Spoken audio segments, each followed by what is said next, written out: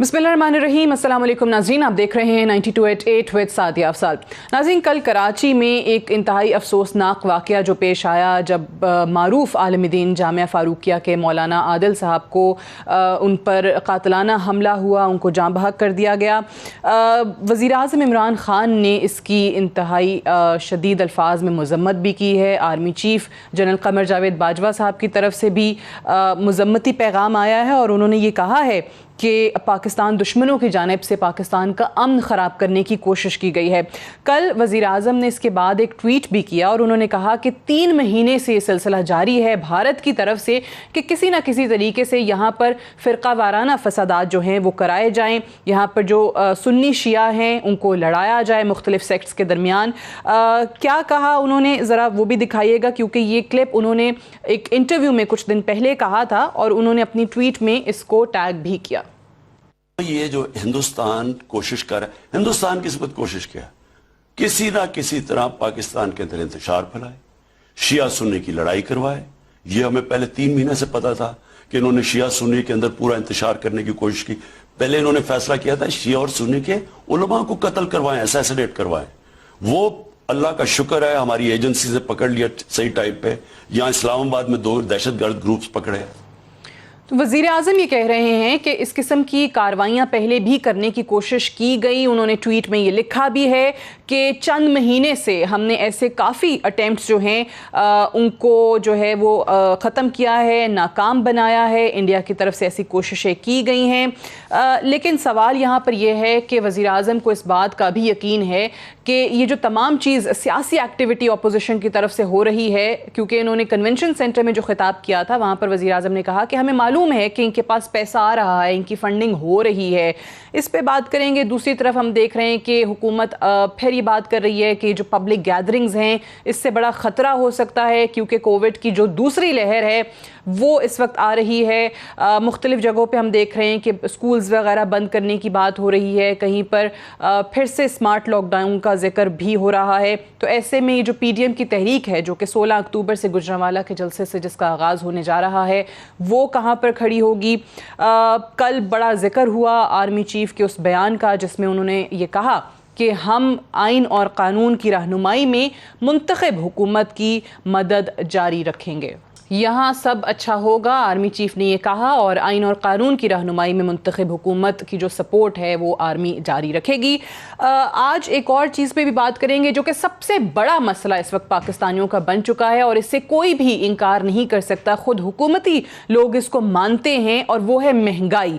महंगाई क्यों बढ़ती चली जा रही है, आवाम के लिए जो मसाइल हैं वो दिन ब दिन उनमें इजाफा ही हो रहा है। ख़ुद वज़ीर आज़म इमरान ख़ान ने जो ट्वीट किए हैं उनका अगर आपको बता दें, कल उन्होंने ये महंगाई के हवाले से लिखा कि starting Monday in coming week our government will use all the resources at the disposal of the state to bring down food prices. We are already examining causes of the price hikes, whether there is a genuine supply shortage or simply hoarding by mafias, smuggling if any, or a price rise due to international prices such as for palm oil, lentils, etc.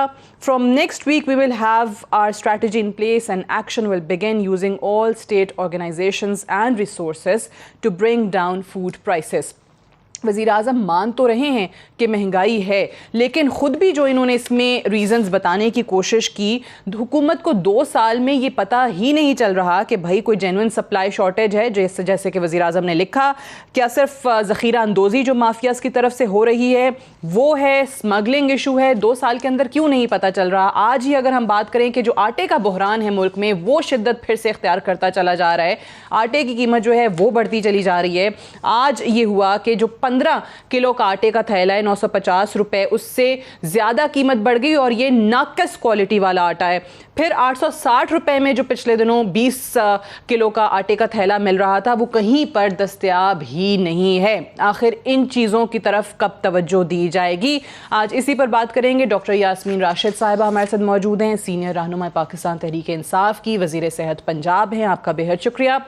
Iftikhar Ahmad साहब हमारे साथ मौजूद हैं, senior सहाफ़ी हैं, analyst हैं, हमें लाहौर से ज्वाइन कर रहे हैं, आपका भी बेहद शुक्रिया। सैयद नैयर हुसैन बुखारी साहब, सीनियर रहनुमा पाकिस्तान पीपल्स पार्टी, भी हमारे साथ मौजूद हैं। मैं अगर इफ्तिखार अहमद साहब आप के तज्जिए से आगाज़ करना चाहूँ। सबसे पहले तो कल जिस तरीके से मौलाना आदिल साहब का कत्ल, फिर उसके बाद ऑब्वियसली जो मज़म्मती पैगामात के साथ वज़ीर आज़म ने जो इंकशाफात किए या आर्मी चीफ़ की तरफ से जो इंकशाफात हुए, वो ये बता रहे हैं कि जी ये कोशिश बड़े अरसे से जारी है, बहुत महीने हो गए। ऐसे अटैम्प्ट्स भी उन्होंने कहा कि जी हमने नाकाम बनाए हैं कि यहाँ पर शिया सुन्नी फसाद मुल्क में दोबारा कराने की कोशिश हो रही है। आपको लगता है कि इस टाइम पे ये ख़तरनाक सूरत हाल इख्तियार कर सकता है ये सारे का सारा मामला? जहाँ तक शिया सुन्नी इख्तिलाफात की बात है, और ये इख्तिलाफात अगर बढ़ जाते हैं तो बहुत ख़तरनाक हैं। एक पूरा का पूरा मुल्क तबाह कर दिया अमेरिका ने इसी चीज़ को इस्तेमाल करके। इराक की मिसाल आपके सामने, उस पूरी की पूरी बेल्ट में देखें, इसी इख्तिलाफ को ज़्यादा इस्तेमाल किया गया। नतीजा हुआ कि वो ममालिक बिल्कुल तबाह होकर रह गए। पाकिस्तान में खुदा का फजल है कि ये दोनों तबकात यहाँ पे रहते थे, ये दोनों सेक्ट यहाँ पे रहते हैं, और बहुत इनके दरमियान एक अंडरस्टैंडिंग है, बाहमी भाईचारा है। लेकिन ये महसूस किया जा रहा है पिछले 2-1 साल से कि इस बाहमी भाईचारे को तबाह करने के लिए जो सोशल मीडिया है उस पर बहुत ज़्यादा इस्तेमाल किया जा रहा है उसको, और इस किस्म की बातें और इस किस्म की चीज़ें की जा रही हैं दोनों तरफ से, जिससे ये आग भड़क सकती है। और ये जो गुज़श्ता रोज़ का वाक़या है ये बहुत अफसोसनाक है, और इसकी जितनी भी मज़म्मत की जाए वो कम है। लेकिन हम मज़म्मत तो करते हैं, और हमें हमारा वज़ीर आज़म कोई भी हो ये जो बताता है कि कुछ लोग पकड़े गए हैं। क्या वो जो लोग पकड़े गए हैं हम उनसे उन तमाम लोगों तक पहुँच पाते जो इस सारी खेल के ज़िम्मेदार हैं? जिस तरह हमने एक आदमी को ईरान से आते हुए पाकिस्तान में पकड़ लिया, कुलभूषण को, और हमने देख लिया कि वो एक बहुत बड़े नेटवर्क को हैंडल कर रहा था, तो क्या ये जो मजहबी मुनाफरत फैलाने वाला ग्रोह है इसके हैंडल्स को पकड़ना मुश्किल है? लोग ये कहते हैं कि हमारी यहाँ पे खुदाई ये है कि हम कुछ चीज़ों में खुद ब खुद फंस चुके हैं और हम दरगुजर कर रहे हैं कुछ मामलात में। मैं समझता हूँ कि वज़ीर आज़म को फैसला करना होगा कि क्या उससे काम लेना है, या जो कोई भी है और जो जितना भी वो ताकतवर है उस पर हाथ डालना होगा। आपकी अगली बात थी चीफ ऑफ आर्मी स्टाफ के स्टेटमेंट से। मैं चीफ ऑफ आर्मी स्टाफ के स्टेटमेंट से इत्तेफाक करता हूँ। उनको हर हुकूमत को सपोर्ट करना है, क्योंकि यही आइन में लिखा है, यही उनका रोल बनता है। और जहाँ तक उन्होंने ये कहा कि यहाँ पे सब कुछ कहा जाता है बुरा है, यहाँ पे सब कुछ बुरा नहीं, यहाँ पे अच्छा भी है। लेकिन उस अच्छाई के लिए मैं समझता हूँ मौजूदा हुकूमत को बहुत वाज़ेह पॉलिसी अपनानी होगी। नवाज शरीफ और आसिफ जरदारी के खिलाफ जो भी मुकदमे हैं और जो भी उन पे इल्जाम हैं उन पे वो प्रोसीड करते रहें, लेकिन दूसरी तरफ जो बाकी चीजें हैं, बाकी जो जिम्मेदारियां उनकी हैं, उनको निभाने के लिए इमरान खान को वाज़ेह पॉलिसी अपनानी होगी। हर शोबे में अब बताना होगा कि क्या होने वाला है और क्या करने जा रहे हैं, क्योंकि 2-2.25 साल हो गए हैं क्या किया। बिल्कुल ठीक है। ज़ाहिर है हुकूमत की परफॉर्मेंस के हवाले से तो आप कहीं पर कॉम्प्रोमाइज़ नहीं कर सकते, वो तो आपको आवाम को बताना पड़ेगा। उस पर आगे जाके और स्पेशली महंगाई के हवाले से मैं बात करूंगी भी। नैयर बुखारी साहब, आपकी जानिब के एक तरफ तो ये चीज़ें हैं जिस तरीके से कल का हमारे सामने इंसिडेंट है कराची में, मौलाना आदिल साहब का कत्ल, फिर उसके बाद हुकूमत और वज़ीर आज़म, मुल्क का चीफ एग्जीक्यूटिव ख़ुद बता रहा है कि जी शवाहिद हैं, भारत ये करवा रहा है यहाँ पर सेक्टेरियनिज़म को प्रमोट करने के लिए। फिर वो कहते हैं कि जी माजी में ऐसे बहुत सारे इंसिडेंट्स हमने नाकाम ऑलरेडी कर दिए हैं।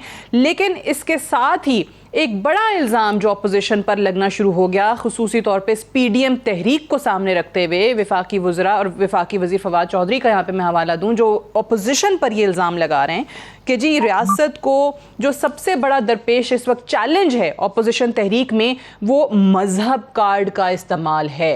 कि PDM की तरफ से वो कह रहे हैं कि खदशा है कि यहाँ मज़हब कार्ड इस्तेमाल किया जा रहा है, खुसूसी तौर पर ऑब्वियसली जब JUIF की बात करते हैं। देखिए, शुक्रिया। जहाँ तक वो जो कल का इंसिडेंट है कराची का, जहाँ पे मौलाना आदिल साहब को शहीद किया गया, बिलाशुबा ये इंतहाई काबिल मज़म्मत बात है। और फिर वो एलिमेंट्स जो पाकिस्तान में अनरेस्ट क्रिएट करना चाहते हैं, पर्टिकुलरली जो प्राइम मिनिस्टर ने कहा कि इंडिया के साथ हमारी हॉस्टिलिटीज तो है, एग्जिस्ट करती हैं, हमारे साथ कोई फ्रेंडली रिलेशंस उनके हैं नहीं है, और आप इंडिया से आप क्यों तो करेंगे कि आपकी बेहतरी के लिए वो काम करेगा। ऑब्वियसली जो इंटरनेशनल फोरम्स है, अगर आप एक्विजिशन करते हैं कि वो टेररिज्म में इन्वॉल्व है और टेररिज्म फाइनेंसिंग में इन्वॉल्व, अगर FATF हम पे स्क्रू अप कर सकता है तो उस इश्यूज पे उन फोरम्स पे पाकिस्तानी गवर्नमेंट को जाना चाहिए। और मैं समझती बहुत ज़रूरी थी। और बिलाशुबा ये जो सेक्टेरियन इशू है पाकिस्तान के लिए बहुत ज़्यादा नुकसानदेह है। पाकिस्तान में बड़ी हारमोनी रही है डिफरेंट सेक्ट्स में।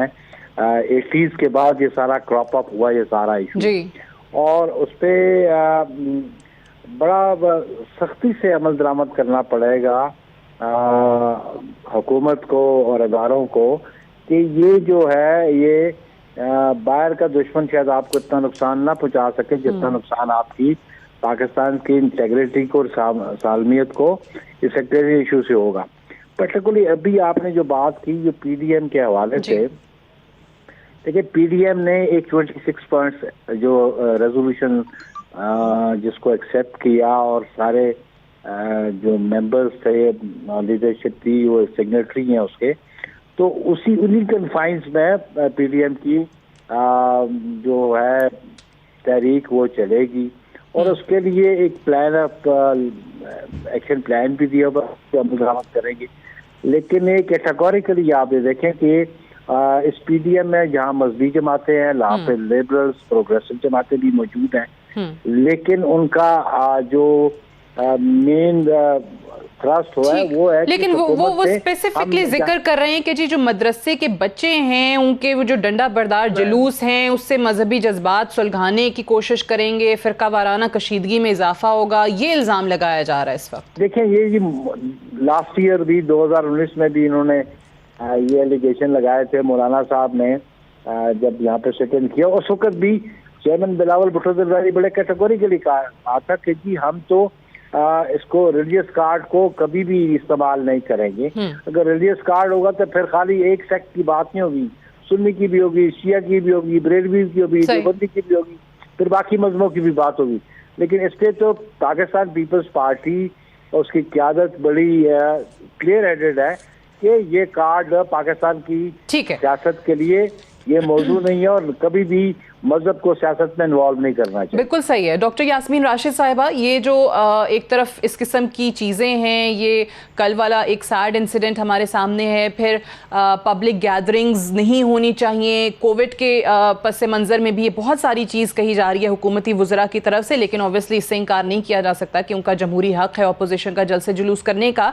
एक चीज़ जो वज़ीर आज़म ने कही कि जी हमें पता है इनको पैसा आ रहा है, बड़ा पैसा आ रहा है अपोजिशन की जमातों को, अगर वाकई ये हुकूमत के खिलाफ तहरीक चलाने के लिए कहीं से इनको फंडिंग हो रही है, कहीं से इनको पैसा आ रहा है, तो फिर वो सारे हक़ाइक़ तो आवाम के सामने आ नहीं जाने चाहिए। वज़ीर आज़म ये बता दें आवाम को कि कौन कर रहा है, क्यों करवा रहा है।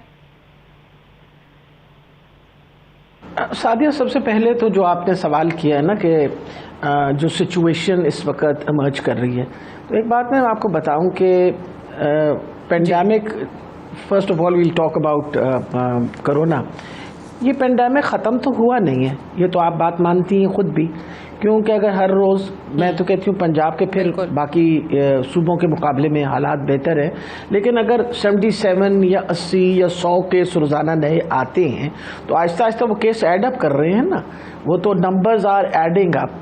अब अगर मैं कहूँ कि जी हमने कोई तकरीबन 865 एरियाज़ को लॉकडाउन किया हुआ है और कोई 1300 बंदों को हमने कन्फाइन किया हुआ है, तो उसका मतलब दीज आर एक्टिव पेशेंट्स जिनको हमने कन्फाइन किया हुआ है, तो इसका ये मतलब है कि ख़त्म तो हुआ नहीं है पेंडेमिक और कोविड ख़त्म नहीं हुआ।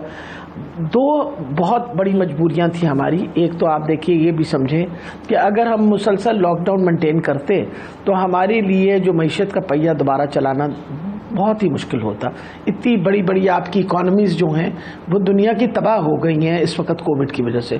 ज़्यादा दूर जाने की ज़रूरत नहीं है, आप एमिरेट्स में देखें क्या हालात हुए हैं, यानी दुबई जैसी जगह जो है उसमें आधे से ज़्यादा लोग जो हैं उनको बेरोज़गार कर दिया गया है और लोग अपने अपने घरों को वापस जा रहे हैं। यानी एमिरेट्स एयरलाइन के आधे से ज़्यादा फ्लीट जो है वो रोक दी गई है।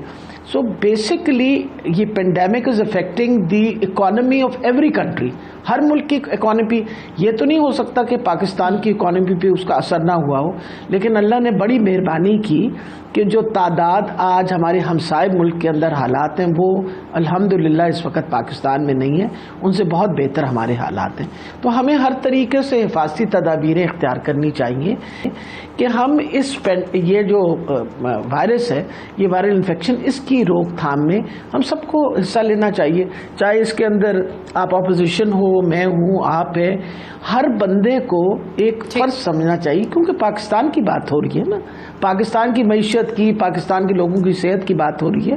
We must all make an effort. और आपको पता है मैं तो मुसलसल आज 9 महीने से मुसलसल एक ही बात बोली जा रही हूँ, और ये नहीं है आज अपना ऑपोजिशन ने कहा कि हम जल्द से जुलूस करने लगे, तो मैं तो SOPs पे पहले दिन से बोल रही हूँ। आप बिल्कुल ठीक फरमा रही हैं कि इनका हक है, जमहूरी हक, हम कौन इनकार करता है जमहूरी हक पे।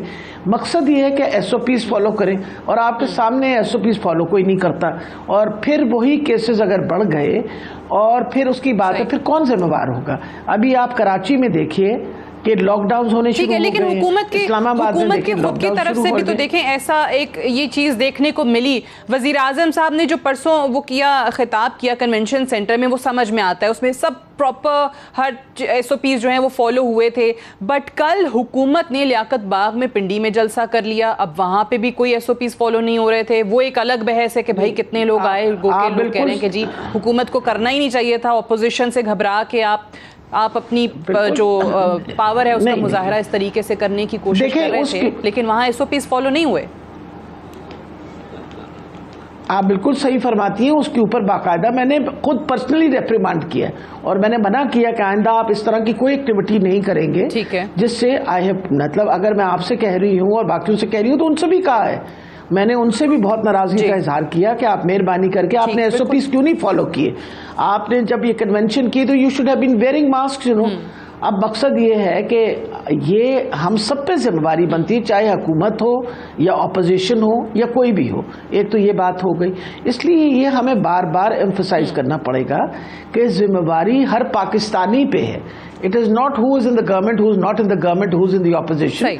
हम कोई पॉइंट स्कोरिंग की बात नहीं कर रहे। बिल्कुल ठीक है, सबको करना पड़ेगा, लेकिन वो मेरा सवाल जो रह गया वो मैं दोबारा चाहती हूँ कि वो फंडिंग वाला उस पर दोबारा बात कर लेंगे। इस वक्त डॉक्टर तारिक फजल चौधरी साहब का भी मैं मौका ले लूं, पाकिस्तान मुस्लिम नवाज की तरफ से हमें ज्वाइन कर चुके हैं। डॉक्टर साहब आपका भी बेहद शुक्रिया। मैं आती हूँ डॉक्टर साहब, आपकी जानिब दोबारा भी आऊंगी इस पे। पहले डॉक्टर तारिक फजल चौधरी साहब, अब भी जो बात हो रही थी यहाँ पर कि जी आप लोगों की ऑब्वियसली 16 अक्टूबर से तहरीक शुरू हो रही है, जलसे शुरू हो रहे हैं। 2 सवाल, एक तो कह रहे हैं कि जी कोविड के तनाजुर में ये जलसे वगैरह जो हैं इनकी क्या स्टैंडिंग होगी, ये कहाँ खड़े हुए होंगे, और दूसरा जब वज़ीर आज़म और ख़ुद जो हुकूमती लोग हैं वो कह रहे हैं कि जी शरपसंदी, जिस तरह से कल एक इंसिडेंट देखा हमने कराची में, बड़ा अफसोसनाक, मौलाना आदिल साहब का कत्ल, उसके बाद ये शरपसंदी की जो कोशिशें हैं वो कहते हैं भारत की तरफ से इनमें इजाफा होगा। तो एक वो भी ख़तरा मौजूद है, कोविड का ख़तरा भी मौजूद है, और आप लोगों की तहरीक का भी आगाज़ होने जा रहा है। बहुत शुक्रिया आपका सादिया। देखें, जो आपने कोविड के हवाले से मुल्क की सूरत हाल और उसके बाद अपोजिशन का जो अभी एक एहतजाज का और वो भी एक जलसों की जो एक सीरीज का ऐलान किया गया है, उसके तनाजुर में आपने सवाल पूछा है। देखिए, मैं डॉक्टर साहबा ने जो बात की है कोविड की और पाकिस्तान में जो उसके खदशात लोगों को लाहक हैं, कौम को लाहक हैं, मुझे उस बात से इत्तफाक है कि यकीनन एक बहुत बड़े, आप ये कहें कि इम्तहान से अल्लाह ताला ने हमें महफूज रखा है और अल्लाह का खास करम उसमें रहा है। वरना उस वक्त भी जो SOPs और जिस अंदाज से इक़दाम होने चाहिए थे, हम उस मैयार पे पूरे नहीं उतरे। पूरी दुनिया ने हमसे बहुत ज़्यादा हिफाजती इक़दाम किए, लेकिन बहुत नुकसान उठाया। हमारे कम हिफाजती इक़दाम थे, लेकिन अल्लाह ताला का करम सबसे बड़ा हमारा शामिल हाल था और हम बहुत ज़्यादा जानी नुकसान पाकिस्तान में, बल्कि बहुत कम नुकसान हुआ, ज़्यादा नुकसान नहीं हुआ। लेकिन अब हमें मजीद एहतियात की ज़रूरत है। मैं डॉक्टर साहबा की इस बात से बिल्कुल इत्तफाक करता हूँ, लेकिन इसमें एक बात है, आपने खुद उस जलसे का हवाला दिया लियाकत बाग का, अगर आप ना देती तो शायद मैं भी ज़रूर जिक्र करता। जी। अब अगर हुकूमत ये तमाम अपने जो उनके इज्तिमात हैं, जो मैं समझता हूँ गैर ज़रूरी हैं, अब ये जो आपने कल कहा कि जी वो SOPs को फॉलो किया गया था, SOPs को सोफों में फुट का फासले से फॉलो नहीं होते। जिस जगह 2-3 हज़ार बंदा इकट्ठा होता है, वो दाखिल होते हुए, वो बाहर निकलते हुए, वो बाहर चाय पीते हुए, उसका इंटरेक्शन होता ही होता है। तो अगर गवर्नमेंट ने ये मिसाल सेट करनी है सही। अपोजिशन के लिए, तो ये जो कल परसों में 2 इज्तिमात हुए ये नहीं होने चाहिए थे, और इन्हें कैंसिल करके एक एग्जाम्पल सेट की जाती कि कोविड के खतरे के पेश नजर हम ये इज्तिमात जो है ये कैंसिल कर रहे हैं, तो अपोजिशन भी इसे संजीदगी से देखती। अब हुकूमत इकदाम कर रही है, ऑपोजिशन भी बिल्कुल सही है कि ऑपोजिशन भी फिर सोचती है कि हुकूमत खुद ये कर रही है, तो इसका मतलब है कि बहुत ज्यादा खतरा मौजूद है। जी, तो फिर उसके तनाजुर में जब अपोजिशन कहती है आप कर रहे हैं तो हमें आप क्यों रोक रहे हैं, तो ये एक जो है बात बिल्कुल मैं ज्यादा खतरे या एहतियाती तदाबीर की बात है, मैं उसे सपोर्ट करता हूँ, SOPs को भी मैं करता हूँ, इसमें कोई सियासत नहीं है। दूसरी बात जो आपने कही है, जो भी ये बहुत ही एक दिलखाश और बड़ा अफसोसनाक वाकया जो है डॉक्टर आदिल साहब की शहादत का पेश आया कराची में, और उसमें आगे भी जाके खुदा न खास्ता कोई पाकिस्तान में इस तरह की शर्तबंदी हो सकती है। देखिए, इंडिया पाकिस्तान के अंदर साजिशें कर रहा है, तो ये कोई ढकी छुपी बात नहीं है। मीडिया में लोग बैठ के कहते हैं जनाब के इतने पैसे दो, कराची में लोगों को मरवाओ, इतने पैसे दो, बलूचिस्तान में जाके साजिशें कराओ। तो चंद वीडियोस तो मैंने खुद देखी हैं, आपने मुझसे ज्यादा रिसर्च करती हैं आपको तो मुझसे भी ज्यादा पता है, तो लिहाजा कोई दो राय नहीं है, इंडिया हमारा बदतरीन दुश्मन है, और इंडिया हर वो हरकत करेगा जिससे पाकिस्तान के अंदर अमन खराब हो, दाखिली सलामती को खुदा न खास्ता खतरा हो, और मुल्क इंतशार का शिकार हो। इन चीजों के ऊपर मैं बिल्कुल दो टोक अल्फाज में कहता हूँ कि अपोजिशन, हर सियासी जमात जो है वो यकजान होके इत्तेहाद के साथ जिस जगह के ऊपर कॉपरेशन होगा वो करने के लिए तैयार होगी, पाकिस्तान की सलामती के लिए या पाकिस्तान में के लिए हर कोशिश जो होगी उसमें मुकम्मल इत्तेहाद होगा, इसमें कोई दो राय नहीं है। लेकिन माजरत से जो रवैया हुकूमत का है अपोजिशन के साथ, वो पार्लियामान के अंदर बाहर प्रोग्रामों में, वो बहुत गैर संजीदा, हतक-आमेज और अजीब और गरीब है, जो इससे पहले देखने में नहीं आया। अब PTI के लोग हैं, अब डॉक्टर साहबा PTI की है। मैंने ये सवाल इसलिए भी किया था, ये जो शरपसंदी का जिक्र किया है वज़ीर आज़म इमरान खान ने कहा कि पिछले 3 महीने से ये इंडिया की कोशिशें हैं और हमारे पास ऐसी इत्तलात हैं और अटेम्प्ट्स बहुत हुए भी हैं जो हमने नाकाम बनाए हैं, तो वो खतरा जब आप लोगों की तहरीक शुरू होगी तो खुदा न खास्ता उस हवाले से भी लोग बात करते हैं कि वहाँ पे भी मौजूद रहेगा। I have to go for a break से वापस आकर इस डिस्कशन को हम यहीं से आगे बढ़ाते हैं। Stay tuned.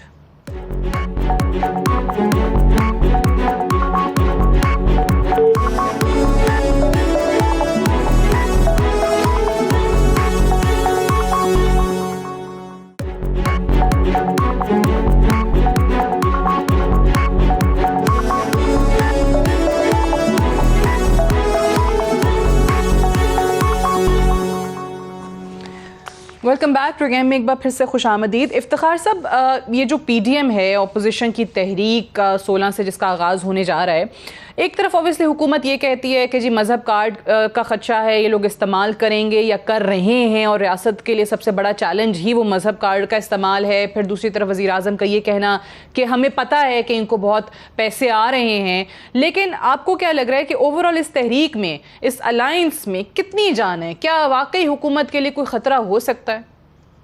देखिए, हुकूमत को अपने आप से ज़्यादा ख़तरा है बनिस्बत किसी भी अपोजिशन के इत्तेहाद से। उस वक्त जाके ये ऑर्गेनाइजेशन सारी इकट्ठी हुई हैं जब महंगाई अपने अरूज को पहुंच रही है। पिछले दफ़ा जब मौलाना फजल रहमान ने कोशिश की तो इन सियासी पार्टियों ने उनका साथ नहीं दिया। उस वक्त महंगाई को अगर देखें और आज की महंगाई को देखें, इन महीनों में जो चीज़ों की कीमतें बढ़ी हैं वो बहुत ज़्यादा हैं। आज महंगाई हर आदमी को मुतासर कर रही है, तमाम मिडिल क्लास को, और मिडिल क्लास से नीचे लोअर क्लास को। ये उनके पास एक नया तरीका आया है लोग पहुंचने को और आवाम तक पहुंचने का। दूसरी बात है मजहबी मुनाफरत। मैंने आज तक नहीं देखा कि मौलाना मुफ्ती महमूद या मौलाना फजल रहमान ने कभी भी ऐसा कोई मौक़िफ़ अख्तियार किया हो जो किसी एक शख्स के खिलाफ हो। जितना मैं स्टूडेंट हूँ पॉलिटिकल साइंस का और बतौर जर्नलिस्ट मैंने इन सबको देखा है, मैंने नहीं देखा कि इन्होंने किसी एक शख्स के खिलाफ कोई इस्तेमाल किया हो अपने उस वेपन को। तीसरी बात जो अपना प्राइम मिनिस्टर ने कही, प्राइम मिनिस्टर सही कह रहे हैं, खदशात हैं, और बिल्कुल जैसे अपना फजल ने कहा, वो हिंदुस्तान से हमारी कोई दोस्ती तो नहीं है, वो ओपन एनिमी है, वो किसी वक्त भी हमें नुकसान पहुंचा सकता है। तो जैसा मैं अपने इब्तिदाई में कहा, हमें अपने अंदर भी तो देखना होगा ना, हमें अंदर भी तो अच्छे बुरे का जो हमने फर्क रखा वो नहीं होना चाहिए। जो गलत है वो गलत है, जो बुरा है वो बुरा है। वो किसी तौर पे ये नहीं कि अगर वो मेरे मुफाद में है तो अच्छा है और मेरे मुफाद के खिलाफ है तो वो बुरा नहीं। हमने पाकिस्तान की सालमियत, पाकिस्तान की बका, इसकी जो ताकत है, उसके लिए यकजा होके इस किस्म के जो है कवायद जो खराब भी है, इनसे निपटना है। And I give one credit to Musharraf. Musharraf ने अपने दौर में इस सारे मामले को जिस सख्ती से निपटा था, वो अपनी जगह एक तारीखी हकीकत है। और मैं समझता हूँ कि आज जिस तरह अपना आर्मी चीफ ने कहा कि हम आइन के ताबे हैं और हुकूमत वक्त के साथ हैं, तो अगर हुकूमत वक्त के साथ होने का सबसे बड़ा सबूत वो ऐसा दे सकते हैं कि जो इक़दाम जनरल मुशर्रफ ने इस फिरका वारियत पे काबू पाने के लिए किए, उससे बढ़कर इस फिरका वारियत पे काबू पाने के लिए इक़दाम किया गया। बिल्कुल ठीक है कि रियासत की ऑब्वियसली जिम्मेदारी है। अगर शवाहिद भी हैं आपके पास, आप जानते हैं कि भारत ये करवाने की कोशिश कर रहा है, लेकिन आप कह रहे हैं कि सख्त इक़दाम जो हैं वो इस फ़िरका वारियत से बचने के लिए किए जाने चाहिए।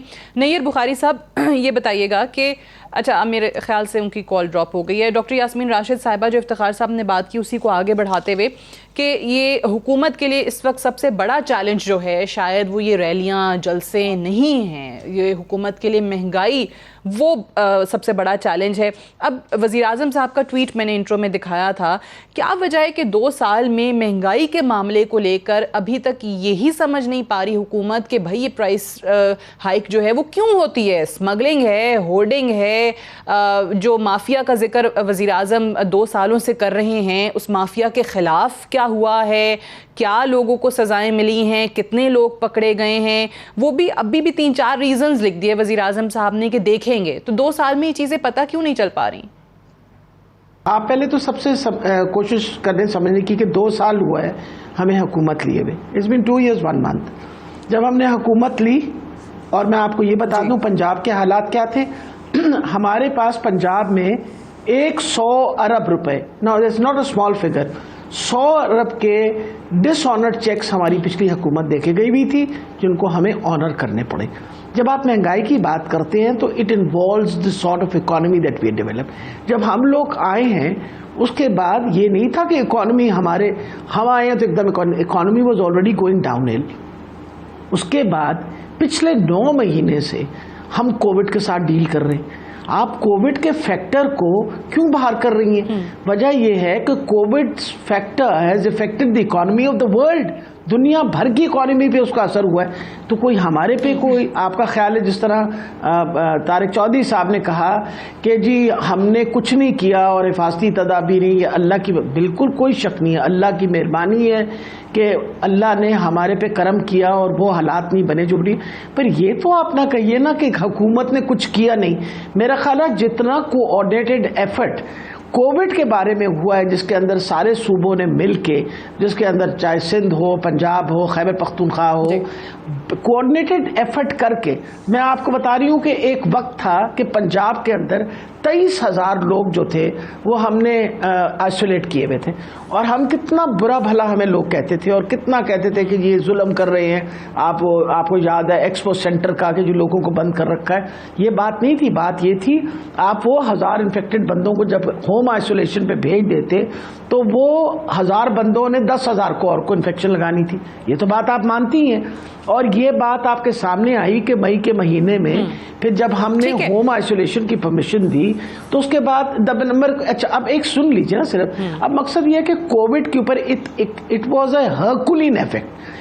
कोविड के दौरानिया में मेरा ख्याल है पूरी दुनिया इस चीज को रिकग्नाइज कर रही है कि जिस तरह पैसे बांटे गए गरीब लोगों को, जिस तरह राशन बांटे गए, हम सब ने एफर्ट किया कि जो दिहाड़ीदार है, जो सबसे ज्यादा तबका जो है अफेक्ट हो रहा है, उसका हम ख्याल रखें। We tried our level. Doctor साहिबा, बड़ी अच्छी बात है। मैं कोविड के मेजर्स पे बात नहीं कर रही हूँ, वो तो चले WHO ने तारीफ की कि पाकिस्तान ने जिस तरीके से इसको निपटा है, वो हर चीज अपनी अपनी जगह पर, बट असद उमर साहब के वफाकी वजीर की जो मनसूबा बंदी के वजीर हैं, बिल्कुल मैं खुद कह रही हूँ कि जी हुकूमत की तारीफ हुई, दुनिया भर से हुई, आलमी इदारों से हुई, वो मैं मानती हूँ, लेकिन ये इकॉनमी की जहाँ तक बात है, खुद वजीर मनसूबा बंदी असद उमर साहब की वजारत की तरफ से वो जो एक लीक हुआ था पूरा बाकायदा मीटिंग्स, उसके अंदर ये लिखा हुआ था कि जी इकॉनमी की हालत कोविड से पहले ही खराब हो गई थी। ये तो खुद आपकी हुकूमत ने माना, उनकी वजारत, कोई शक नहीं है। सादिया, मैं बिल्कुल प्लीज जरा मुझे बात मुकम्मल करने दीजिए ना। कि आपको बात मुकम्मल काफी लंबी कर ली। मैं एक बात इफ्तिखार साहब कुछ कहना चाह रहे हैं मेरे ख्याल से। अच्छा, डॉक्टर साहिबा से कुछ कहना चाह रहे हैं, मैं बुखारी साहब की तरफ भी जाना है जी, बात कर लें, आप पहले कर लें। सादिया, मैं ये कहना चाह रहा हूँ, गंदम की कीमत का कोविड से कोई ताल्लुक नहीं, चीनी की कीमत का कोविड से कोई ताल्लुक नहीं, अंडों की कीमत का कोविड से कोई ताल्लुक नहीं, दालों की कीमतों का कोविड से कोई ताल्लुक नहीं। हर चीज जो महंगी, दवाइयाँ महंगी होने का कोविड से, इन चीजों का कोविड से करीब कभी ताल्लुक कमाल करते हैं, ठीक बात कर रहे हैं, ये गलत है। जहाँ तक इकोनॉमी की बात है, कह रही हैं कि ताल्लुक है, आप कह रहे हैं ताल्लुक नहीं है। नहीं, ये तो सब मानते हैं कि महंगाई है, असल चीज तो ये है कि भाई इससे निकलना क्या है। जी, मैं आपको यही बताने की कोशिश कर रही हूँ, कैसे कह सकते हैं कि this is an isolated incidence. अगर दुनिया की इकोनॉमीज तबाह हुई है कोविड की वजह से, तो कोविड ने कुछ ना कुछ तो सब मुल्कों में किए ना। एक सेकंड इफ्तिखार साहब, मैं तो आपके दरमियान में नहीं बोलती ना। I am not talking when you are talking. अब मुझे तो बात करने देना, मुकम्मल करने दे। कमाल, मैं चलिए आप बात कर लीजिए। क्या तलक है, आप मुझे समझा दें। नहीं, क्यों नहीं, अच्छा हर चीज का चले, मैं मूविंग ऑन। आपका दोनों का मौकफ आ गया। मैं बुखारी साहब से मुझे सवाल करने की इजाजत दीजिए कि ये बुखारी साहब, आप लोग भी कहते हैं कि जी महंगाई है, हुकूमत के लोग भी मानते हैं। डॉक्टर साहब प्लीज क्विकली मुकम्मल कर लें, मैं फिर बुखारी साहब का मौकफ लेना चाह रही हूँ इसी पे। आप ले लीजिए बुखारी साहब का, और मेरे दरमियान में मैं secondly Sadia, I don't interrupt people and I don't like being interrupted. मेरी बात मेरी टाइम के ऊपर आपने इफ्तिखार साहब को वक्त दे दिया, ठीक है, वो इफ्तिखार साहब तक पहुंच गई आपकी बात। नहीं, मैं वो आप ही से कुछ सवाल कर रहे थे, वो आप ही से कोई सवाल करना चाह रहे थे, इसलिए मैंने उनसे कहा था कि पूछ लें जो पूछना है। लेकिन बुखारी साहब ये बताइएगा कि ये जो तहरीक है आपकी, ये जो अपोजिशन के जलसे हैं, ऑब्वियसली अवाम सवाल करती है कि जी इससे हमें क्या मिल जाएगा, हमारे लिए क्या हो जाएगा। ये जो महंगाई जिसका भी जिक्र कर रहे हैं हम, जिस पे बहस निकल पड़ी है, क्या आवाम के लिए चीज़ें सस्ती हो जाएंगी आपके इन जलसे जुलूसों के बाद, इस तहरीक के बाद? देखिए, आवाम को इस हुकूमत, नायल हुकूमत से निजात मिलेगी। अच्छा। ये जो नायल हुकूमत पिछले 25-26 महीनों से मुसल्लत है, इनसे निजात मिलेगी। और ये हम स्टीरियोटाइप, ये स्टेटमेंट कान हमारे थक गए हैं सुन के, कि जो इनका वजीर उठता है, जो इनका नुमाइंदा उठता है, पिछली हुकूमत ने ये कर दिया, पिछली हुकूमत ने ये कर दिया। भाई, अगर आपके पास कॉम्पिटेंस नहीं थी, आपके पास तजुर्बा नहीं था, तो आप उसके लिए आपने तैयारी क्या की थी? आप क्लेम कर रहे थे, बड़े टॉल फ्रेम थे आपके, लेकिन कौम अब थक गई है ये बात सुन के कि पिछली हुकूमत ने ये किया। लोग पूछते हैं कि आपने इन 25-26 महीनों में क्या रिलीफ हमें लेके दिया, अभी क्या रिलीफ देना चाहते हैं आप? अभी अब कल स्टेटमेंट आई कि जी कीमतों के बारे में हमें बताया जाए कितनी महंगी है। एक बात देखें, अभी वो इफ्तिखार अहमद साहब ने बात की, गंदम हमारी एग्रो बेस्ड इकोनॉमी है जी। गंदम हमारा अपना फसल है, अपनी प्रोड्यूस है। आप देखें, मई में हमारी क्रॉप आती है, अप्रैल मई में, लेकिन जून में ही उसकी प्राइसेस देख लें क्या कहाँ चली गई है। चीनी आपको देखो, आपकी गलत पॉलिसी थी, आपने एक्सपोर्ट की सब्सिडी दी, माल बनाया, और आज चीनी अवेलेबल नहीं है। तो देखें, जो चीजें आप अपना मुल्क प्रोड्यूस कर रहा है, कम से कम उनके बारे में तो लोगों को रिलीफ मिलनी चाहिए थी। ये देखिए, महंगाई है। मैंने तो खुद वजीर आजम के ट्वीट्स पढ़ के सुनाए हैं कि वजीर आजम मान रहे हैं कि जी है। उन्होंने आज एक और ट्वीट कर दिया है, वो कह रहे हैं कि जी हमारी टाइगर फोर्स है, सैटरडे को मैं उनसे मिलूंगा और उनको कहूंगा कि जी ये जो आटा, दाल, शुगर, घी वी के रेट्स हैं उसको देखें, मेक श्योर करें कि जी ये बढ़े नहीं। लेकिन नैयर बुखारी साहब, मैंने जो सवाल किया कि अवाम पूछते हैं कि जी अपोजिशन की तहरीक से क्या मिल जाएगा। अब आपने कहा कि जी नाअहल हुकूमत से छुटकारा मिल जाएगा, हमारी तहरीक से इस अवाम को। अब 2014 में जब इमरान खान का धरना था तो आप लोग खड़े हुए नवाज शरीफ साहब के साथ, आपने कहा कि कोई तरीका नहीं है कि सड़कों पर लोग आएँ और एक मुंतखब वज़ीर आज़म से इस्तीफ़ा मांगना शुरू कर दें। तो फिर अब क्या हुआ कि अब फिर वज़ीर आज़म से आप लोग खुद जाके उन सड़क पे जो तहरीक चल रही है उसमें शामिल हो जाएंगे और आप कह रहे हैं कि जी मुंतखब हुकूमत है उसको घर भेजेंगे, उससे छुटकारा दिलाएंगे? देखिए, बात यह है कि 2014 में जो इशू था वो पब्लिक इशू नहीं था। पब्लिक इतनी ज़्यादा परेशान नहीं थी, वहाँ पे महंगाई नहीं थी, लोगों की बाइंग कैपेसिटी ठीक थी, उनकी परचेजिंग पावर्स ठीक थी और इस किस्म की महंगाई नहीं थी। उस वक्त आटा जो है 35 रुपए किलो मिल रहा था, आज आटा 80 रुपए किलो मिल रहा है। उस वक्त चीनी 55 रुपए किलो थी, आज 110 रुपए किलो है। आवाम जो है वो बड़े परेशान है। ये इफ्तिखार अहमद को पता होगा कि 1968 में अयूब खान के खिलाफ जब तहरीक शुरू हुई तो फिर 4 आने चीनी महंगी हुई थी और आवाम रोडों पे आ चुके थे और फिर पॉलिटिकल लीडरशिप ने उस तहरीक को लीड किया। आज भी सूरत हाल वही है। आज आवाम, ये 4 दिन पहले जो एहतजाज हुआ पार्लियामेंट के सामने, आपने देखा कि जो सरकारी मुलाजमीन जिस तादाद में वहाँ पे आए, कोई पॉलिटिकल पार्टी का लीडर वहाँ पे मौजूद लीड करने नहीं गया था। आवाम अपनी तकलीफ की वजह से, अपनी परेशानियों की वजह से आवाम का एक हजूम था।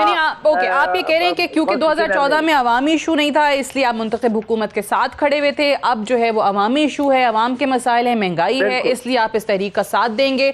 डॉक्टर तारिक फजल चौधरी साहब, ये हुकूमत को घर भेजने की जो बात है, हुकूमत घर जाएगी कैसे? इमरान खान साहब का 126 दिन का धरना हुआ, तब भी वो कुछ नहीं कर सके, वो हुकूमत को घर नहीं भेज सके। आप लोग जलसे करेंगे, पूरे पाकिस्तान भर में चलें, बहुत बड़े बड़े जलसे कर लेंगे, आप लोग धरना दे देंगे, आप लोग मार्च कर लेंगे टुवर्ड्स इस्लामाबाद, हुकूमत कैसे जाएगी? देखिए, जब पब्लिक मोबिलाइज हो जाती है और वो नकाती एजेंडे के ऊपर आ जाती है कि आपने हमारी जिंदगियों को अजाब बना दिया है और ये जो अशिया खुर्दनोश हैं इनकी कीमतों से लेके बिजली गैस की कीमतों तक और उसके अलावा पेट्रोल डीजल की कीमतों तक, हर वो चीज़ जो आवाम के रोज़मर्रा इस्तेमाल में आती है वो आवाम की दस्तरस से दूर हो चुकी है। मुझे आप ये बताएं कि जब लोगों को अपने बच्चों को खिलाने के लिए घर में खाना हो, उनकी दवाई लेने के लिए पैसे ना हो, एक मिनिस्टर जो है वो 5 अरब रुपया लेके दवाइयाँ 400% महंगी करके चला जाए और उसके बाद पार्टी का सेक्रेटरी जनरल बन जाए, तो ये सारी बातें अवाम को, आपका क्या ख्याल है, नहीं पता। और जब अवाम को पता है और उनका गम गुस्सा उस मौके के ऊपर आ गया है तो वो बहुत बड़ा तूफान होता है। वो एक पीटीआई की हुकूमत तो क्या ऐसी 10 हुकूमतें हों तो वो खसोखशात की तरफ बह जाती हैं। ये अभी इस बात से वाकिफ नहीं है। 2 साल तक इंतजार किया गया, इस वक्त तो अपोजिशन का यानी आपको ये यकीन है कि अवाम की इतनी बड़ी तादाद होगी अपने मसाइल के लिए कि हुकूमत जो है वो चली जाएगी घर, ये यकीन है आपको? देखिए जी, मुझे न सिर्फ यकीन है बल्कि मैं ये समझता हूँ कि ऑप्शंस, तरीकाकार, टाइमिंग, ये तो पीडीएम के प्लेटफॉर्म पे ही तय होगा। लेकिन मैंने तो आपको एक जनरल वो क्या कहें कि राय दी है कि अवाम के जिस तरीके के साथ हम लोगों को रोजाना की बुनियादों पर मिल रहे हैं, उनके जज्बात देख रहे हैं, 1 मिनट के लिए इन्हें बर्दाश्त करने की तैयार नहीं है। आप मीडिया के लोग जाते हैं बाहर, खवातीन रो रो के इंटरव्यू दे रही होती हैं, माएँ रो रो के इंटरव्यू दे रही हैं, माएँ किस हद तक जा जाके अपने बच्चों की फीसें और दवाइयाँ पूरी कर रही हैं। लोगों के आंख और कान बंद है। अगर हुकूमत के बंद है तो अपोजिशन के तो नहीं बंद, मुआशरे के तो नहीं बंद, मीडिया के तो नहीं। बट सर उसमें डॉक्टर साहब उसमें फिर वो जो मौलाना साहब की तजवीज़ थी, आप नहीं समझते कि that would have been much better कि आप लोग सब इस्तीफे दे देते और इलेक्शन दोबारा हो जाते? पीटीआई की हुकूमत से अवाम अगर इतनी तंग हैं तो इनको ज़ाहिर है दोबारा वोट थोड़ी पड़ते, फिर आप में से कोई ना कोई जमात आ जाती, दोबारा इलेक्शन करवा देते। दोबारा इलेक्शन करवा के देखिए, बात यह है कि ये जो ऑप्शन आप बात कर रही हैं ना, ये ऑप्शन मौजूद है। मैंने एक जुमला बीच में कहा है कि टाइमिंग, स्ट्रेटजी, ये तो पीडीएम की लीडरशिप डिसाइड करेगी। ये वक्त पहले इसमें हम नहीं बात कर रहा कि मैं करनी चाहिए भी नहीं कि क्या होगा और क्या नहीं, लेकिन ये ऑप्शन बहरहाल मौजूद है, इस्तीफों की ऑप्शन मौजूद है। और इससे एक कदम आगे भी जाके अपोजिशन जो है वो बिल्कुल ठीक है। मैं तो इसे कहूंगा कि कार खैर, ये तरीका नहीं है, कार खैर। लेकिन वो आपने आखिरी ऑप्शन जो है वो इस्तीफों का रखा हुआ है। इफ्तिखार साहब कुछ कहना चाह रहे हैं, बट इफ्तिखार साहब इजाजत दीजिएगा, मुझे ब्रेक से वापस आने दें, फिर मैं आपकी बात सुनते हैं।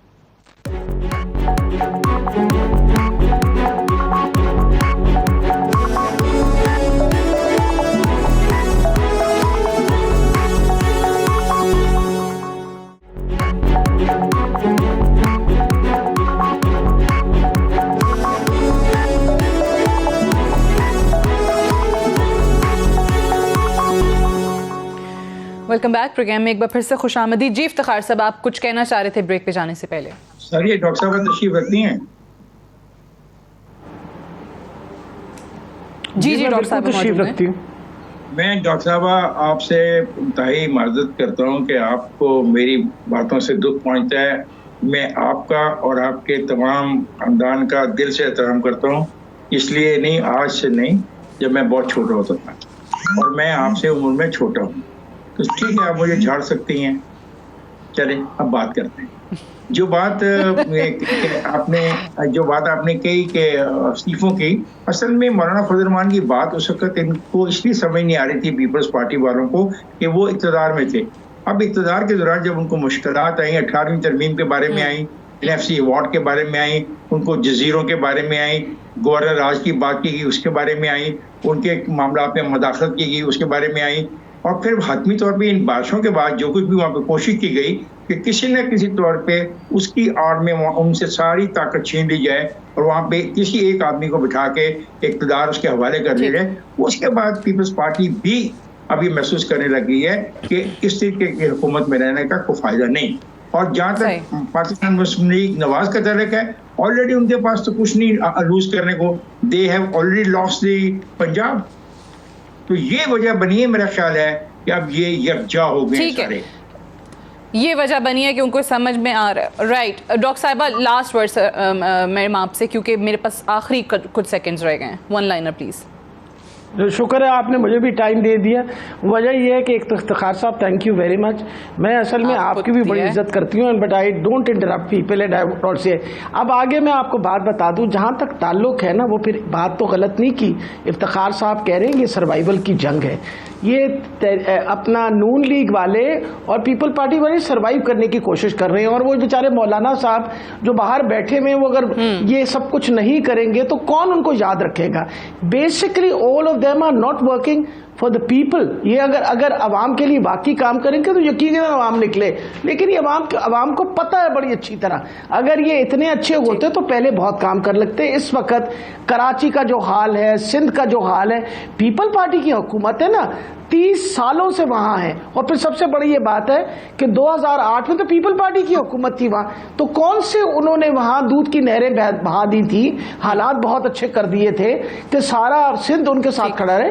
They have lost all there political standing. Punjab में तो खत्म हो गई है और सिंध में भी खत्म हो रही है कि उन्होंने आज तक अवाम का नहीं ख्याल किया, उन्होंने अपनी जाती बेहतरियों का ख्याल किया।